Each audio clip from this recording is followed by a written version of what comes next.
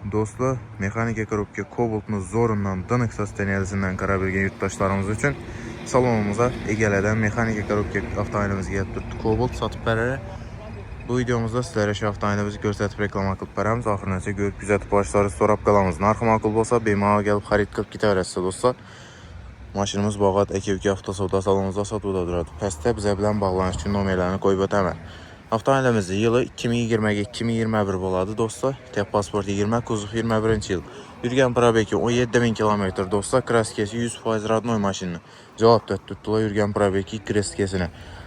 Yumuşak bol metan qazla bilən cihazlanğan ekan maşın dostlar. Baxası 138 milyon olsun. Zor baxada, aksiya baxada qoyub bərt tutdular. Üstündə yenəm gəlişlədi.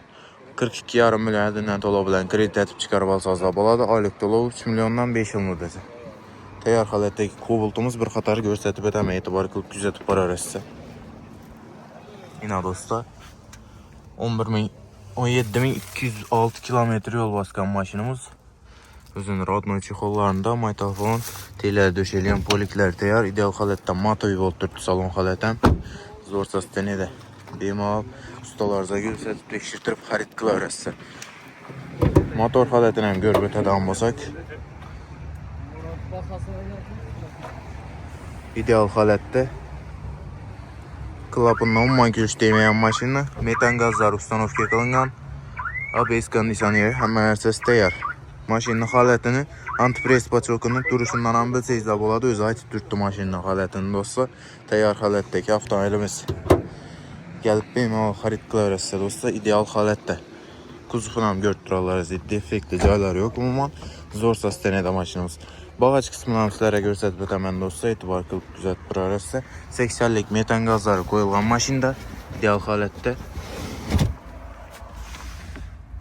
Zapaskeler cayından düşməyən, cayından oynamağa Dankrat balon gülüşlərəm cayında.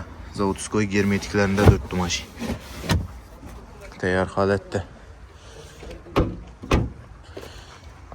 Kuzuflaram ideal halette maşinimizi gördürürüz diye hiç kanda kırılgan, çizilgan, sarafinalı caylar yok. İdeal haletteki avtomobilimiz yumuşak bol olabilen cihazlangan. Baxası 138 milyon son gələ öyrətsə dostu üstündə yenə gəlişib, tartışıb, xarid qılsazlar boladı. Həmmələrinizin kütük qalamız, bəstə bağlanış üçün nömrələrini qoyamız. Gəlib bemalal xarid qılarəsə ustalarınıza göstərib pekişirdirib. Gəlsəyizdən məturdəki maşınlardan badı olsa, bemalal gəlib arzan gəliş sola qılıb gitarəsə. Sizlərdən şu nisatlardan maşınlarınız olsa, bemalal gəlsəyizdə boladı gəlsək. Naxalamız gəlişməsək satıb bəriş variantları var, gələ öyrətsə kütəmiz.